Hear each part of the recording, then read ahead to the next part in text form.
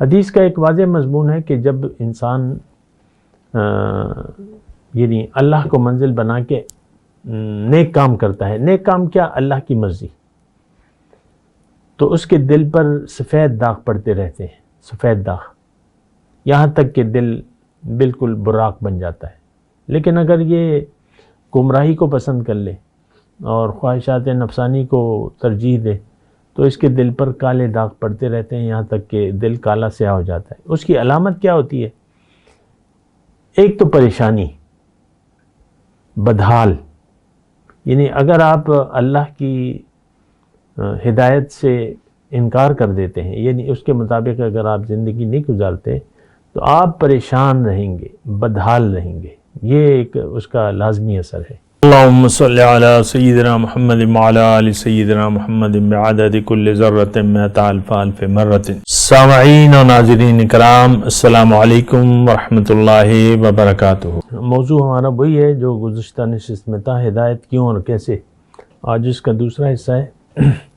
دیکھیں، گزشتہ نشست میں تو میں نے آپ کو بتایا تھا کہ ہدایت کیوں، اور اس کا خلاصہ یہی ہے گزشتہ نشست کا کہ اللہ تعالیٰ نے ہمیں ایک بہت بڑا فائدہ حاصل کرنے کے لیے یا اس کی جد و جہد کے لیے دنیا میں بھجوایا ہے، بہت بڑا فائدہ جس کا اس وقت آپ تصور نہیں کر سکتے، اور وہ فائدہ صرف آخرت سے تعلق نہیں رکھتا، وہ فائدہ دنیا سے بھی تعلق رکھتا ہے، یہ بات بھی نوٹ کر لیں۔ ہم سارا کام جو ہے، بس ہمارا ذہن تو سوچ سمجھ محدود ہے اور زیادہ ہم سوچتے بھی نہیں ہیں، لیکن یہ فائدہ جو ہے پہلے دنیا کا ہے، آخرت کا بعد میں ہے۔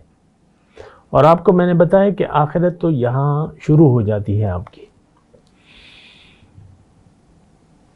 جب آپ ہدایت کو قبول کرتے ہیں تو اس کے اثرات آپ کے دل پر وارد ہوتے ہیں، اور اگر آپ ہدایت کو قبول کرنے سے انکار کر دیتے ہیں، یعنی دنیا کو ترجیح دے دیتے ہیں، تو اس کے اثرات آپ کے دل پر وارد ہو جاتے ہیں۔ حدیث کا ایک واضح مضمون ہے کہ جب انسان یعنی اللہ کو منزل بنا کے نیک کام کرتا ہے، نیک کام کیا؟ اللہ کی مرضی، تو اس کے دل پر سفید داغ پڑتے رہتے ہیں، سفید داغ، یہاں تک کہ دل بالکل براق بن جاتا ہے۔ لیکن اگر یہ گمراہی کو پسند کر لے اور خواہشات نفسانی کو ترجیح دے تو اس کے دل پر کالے داغ پڑتے رہتے ہیں، یہاں تک کہ دل کالا سیاہ ہو جاتا ہے۔ اس کی علامت کیا ہوتی ہے؟ ایک تو پریشانی، بدحال، یعنی اگر آپ اللہ کی ہدایت سے انکار کر دیتے ہیں، یعنی اس کے مطابق اگر آپ زندگی نہیں گزارتے تو آپ پریشان رہیں گے، بدحال رہیں گے، یہ ایک اس کا لازمی اثر ہے۔ تو ہم تو یہ عام طور پہ ہر شخص جو ہے پریشان ہے، ہر مسلمان، کافروں سے ہمارا کیا لینے دینا، میں مسلمانوں کی بات کر رہا ہوں، ہر شخص، اور پھر وہ کہتا ہے میرے مسائل یہی ہیں، جو کہ مجھے بیوی تنگ کرتی ہے، بیوی کہتی ہے مجھے شوہر تنگ کرتا ہے، بچے تنگ کرتے ہیں، یہ دیکھو میں نے، اور پھر آپ گلے شکوے ساری دنیا، اور آپ کہتے ہیں یہ مسائل میرے حل ہو جائیں تو میں بیڑا پار ہو جائے گا۔ تو ایسی بات نہیں ہے۔ پریشانی کی وجوہات یہی ہیں کہ جب آپ ہدایت اللہ سے رخ پھیر لیتے ہیں اور اپنا رخ دنیا کی طرف کر لیتے ہیں، یعنی ہدایت کو آپ چھوڑ دیتے ہیں، ہدایت کو نہیں قبول کرتے اپنے عمل سے، تو آپ پریشان رہنا شروع ہو جاتے ہیں، سکون کا سانس آپ نہیں لے سکیں گے، پھر پریشان رہیں گے، بدحال رہیں گے۔ قرآن کے حساب سے من اعرض عن ذکری فإن له معیشۃ ضنکا، جس نے بھی میری یاد سے منہ موڑ لیا اس کی زندگی میں اس پر تنگ کر دوں گا۔ تو اچھا، اب یہ ہے نا کہ ہدایت تو ضروری ہے، اور اس شخص کے لیے جو کہ اپنے آپ کو پہچان گیا، اپنی منزل کو پہچان گیا، منزل کے راستے کو پہچان گیا، اللہ کو اس نے منزل بنا لیا، اللہ کے راستے پر اللہ کے حکم اور نبی کے طریقے کے مطابق اس نے زندگی گزارنے کا فیصلہ کر لیا۔ اب یہ اس کا سفر شروع ہو گیا اندھیرے سے اجالے کی طرف، اور یہ کام اللہ کرے گا۔ اللہ ولی الذین آمنوا یخرجہم من الظلمات الی النور۔ بہرحال یہ گزشتہ سبق کا تھا۔ میں آپ کو کہہ رہا ہوں کہ کیسے ہدایت قبول۔ پہلے تو دیکھیں، ہدایت جب تک آپ خود فیصلہ نہیں کریں گے ہدایت قبول کرنے کا، آپ کو کوئی ہاتھ پکڑ کے ہدایت کی طرف نہیں لائے گا۔ یہ فیصلہ آپ نے خود کرنا ہے۔ پہلے تو اپنی حقیقت پر غور کریں، آپ کون ہیں، آپ کی حقیقت کیا ہے، آپ کو کس نے بنایا ہے اور کیوں بنایا ہے، جن حالات کار میں آپ رہ رہے ہیں تو یہ تو اللہ ہے، اس سب کا خالق و مالک تو اللہ ہے۔ اللہ نے آپ کو آج آج کی دنیا میں پیدا کیا ہے۔ آپ کی زندگی، آپ کی موت کا اختیار آپ کے ہاتھ میں نہیں ہے۔ آپ اپنی جو پیدائش کی ڈیٹ ہے، یہ اللہ کا فیصلہ تھا کہ اس سال، اس دن، اتنے گھنٹے میں آپ دنیا میں آپ کو ایک وجود دیا جائے گا۔ اور بہرحال دیکھیں، یہ سوچ سمجھ کی باتیں ہیں اور مرضی کی بات ہے اور ترجیحات کی بات ہے۔ اگر آپ نے بغیر سوچے سمجھے زندگی گزاری یا فیصلہ کر لیا کہ بس جو لوگ کر رہے ہیں وہی ہم کریں گے، لوگ دنیا کمانے میں لگے ہوئے ہیں میں بھی اس میں لگا رہوں گا، لوگ دنیا کی طرف دوڑ رہے ہیں میں بھی دنیا کی طرف دوڑوں گا، تو آپ کو خود سوچنا ہوگا کہ آپ نے جانا کہاں ہے، منزل کیا ہے۔ اگر آپ منزل دنیا کو بنا لیتے ہیں تو جو بھی آپ کمائیں گے تو وہ چھوڑ کر چلے جائیں گے، کچھ آپ ساتھ لے جا نہیں سکتے۔ میت کو دیکھ لیں، کفن میں جیب نہیں ہوتی، بچے بھی رہ جائیں گے، مال دولت جو بھی ہے، آپ کی زمینیں آپ کے نام سے ہٹ جائیں گی، اور پھر وہ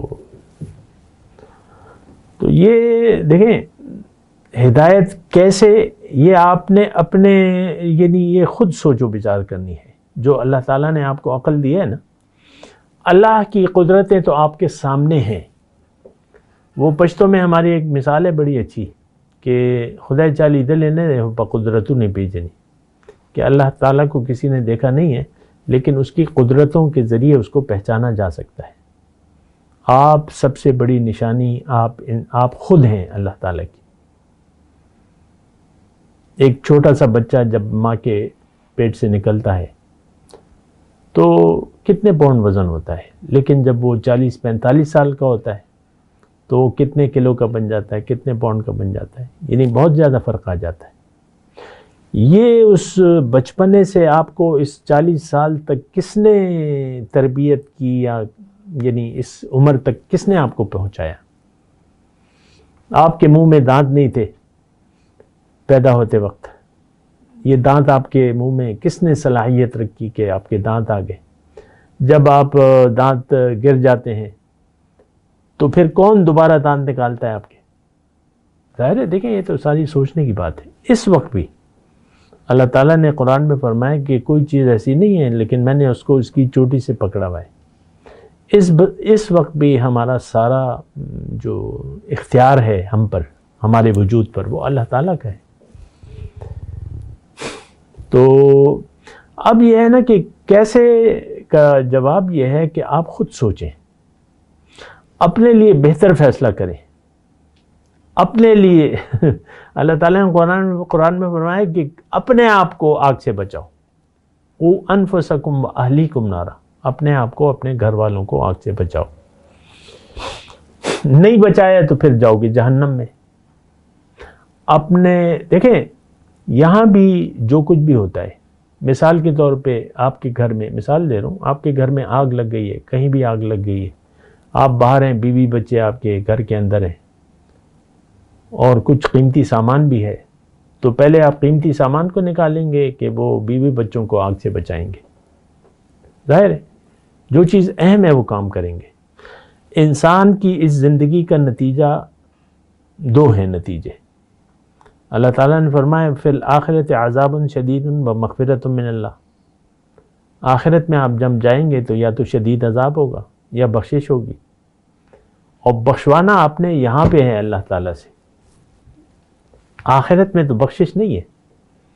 یہاں پہ بخشوانا ہے. یہاں پہ اگر آپ نے منزل دنیا کو بنا لیا آپ کی بخشش نہیں ہو سکتی. منافق کے بارے میں اللہ تعالیٰ فرما رہے ہیں منافقوں کا ارادہ نہیں تھا بخشش، اپنے آپ کی بخشش کروانے کا. پھر اللہ نے اپنے رسول سے کہا ان کا جنازہ بھی مت پڑھو، دعائے مغفرت بھی مت کرو. اگر آپ 70 مرتبہ بھی یعنی منافق کے لیے دعا مانگیں گے میں نہیں قبول کروں گا. یہاں پر بخشوانا ہے آپ نے. ہماری اللہ سے بخشش کروانے کا تو کوئی ارادہ ہی نہیں ہے. اللہ کو ناراضگی کے راستے پر چل رہے ہیں. دنیا کا راستہ ناراضگی کا راستہ ہے اللہ تعالیٰ. اللہ فرماتا ہے کہ میری طرف رجوع کر لو، میرے راستے پر چلو، میرے لیے زندگی گزارو. آپ نے فیصلہ کر لیا کہ میں نے دنیا کے لیے زندگی گزارنی ہے تو اللہ تعالیٰ تو ناراض ہوگا. آپ کو تو اللہ تعالیٰ نے دنیا کے لیے بنائے نہیں ہے، اللہ نے آپ کو اپنے لیے بنائے ہے. آپ نے منزل بنا لیا ہے دنیا کو، اور آخرت کو آپ نے دیکھیں گے، دیکھا جائے گا. یعنی ترجیح ہماری دنیا ہے. یہ بڑی ایک تباہی ہے، ذہنی تباہی ہے، سوچ تباہی کا ہے. حب الدنیا رأس کل خطیہ. اللہ کے رسول فرماتے ہیں دنیا کی محبت سارے گناہوں کی جڑ ہے. برائی کی جڑ حب دنیا ہے. ایک دیکھیں اللہ کی محبت ہوتی ہے، ایک تو اللہ کی محبت تو ہے نہیں. بہرحال سوچ بچار سے زندگی گزاریں تو زیادہ بہتر ہے. وآخر دعوانا الحمدللہ رب العالمین. یا صلی وسلم دائما ابدا علی حبیبک خیر الخلق کلہم.